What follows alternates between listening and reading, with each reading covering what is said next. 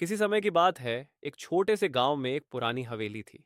हवेली बहुत ही भव्य और विशाल थी, लेकिन अब वह एक खंडहर में बदल चुकी थी।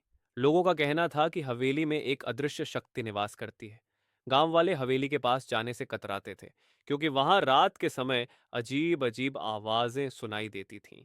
एक दिन गांव के एक युवा और निडर लड़के अजय ने हवेली में जाने का निर्णय लिया।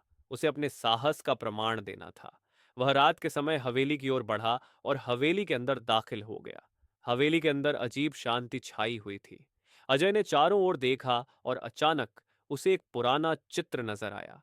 चित्र में एक सुंदर महिला थी, लेकिन उसकी आंखें इतनी भयानक और उदास थीं कि अजय को डर महसूस होने लगी।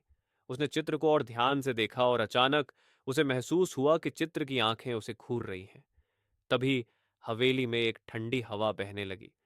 अजय ने सुनी कि हवेली के अंदर एक कमजोर और दर्द भरी आवाज गूंज रही थी। मुझे मुक्त करो। वह आवाज बार बार दोहराई जा रही थी। अजय ने सोचा कि यह हवेली की आत्मा की पुकार हो सकती है। अजय ने हवेली के विभिन्न कमरों में खोजबीन की और आखिरकार एक गुप्त दरवाजा खोजा।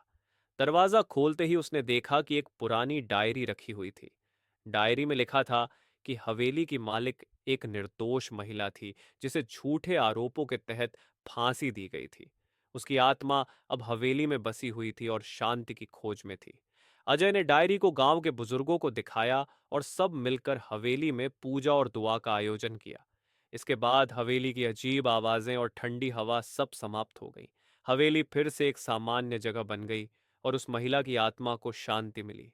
गांव वाले अब हवेली के पास आने लगे, लेकिन अजय की साहस और उसकी मदद की कहानी आज भी गांव में सुनाई जाती है।